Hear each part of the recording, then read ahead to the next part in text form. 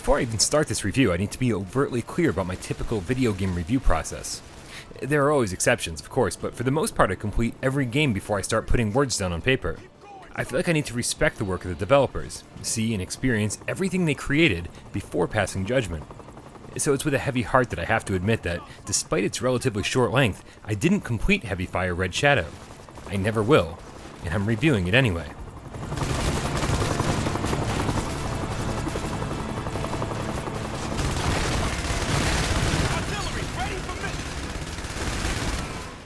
Just before I stopped playing around 3 hours in, a mere half hour before seeing the credits roll, I remember saying, I simply can't play another minute of this game. And here's why.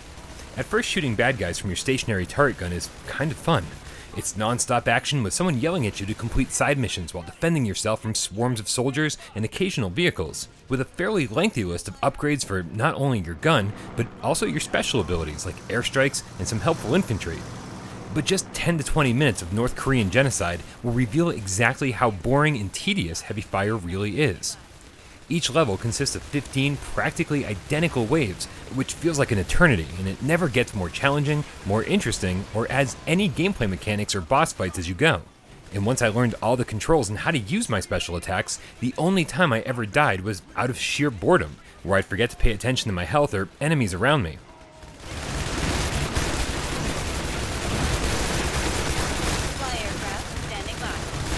Mission failed.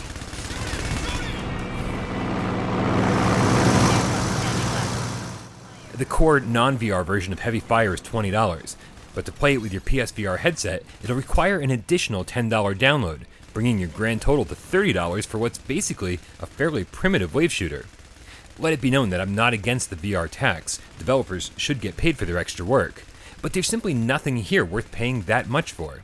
There's only 4 environments, each with a day and night stage, and they're hopelessly low-res, jaggy, and blurry, and the sound effects never clued me into enemies approaching from the back or the sides. Even the relatively simple controls on the DualShock 4 feel awkward, causing me to wonder why aiming with your head, a much more precise option, wasn't offered.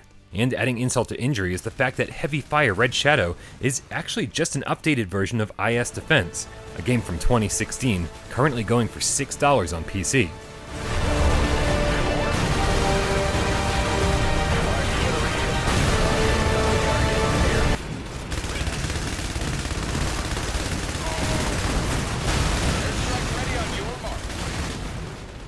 Even after playing the disappointing demo, I went into Heavy Fire with an open mind, hoping that unlocking abilities in the full campaign would really add something to the overall experience.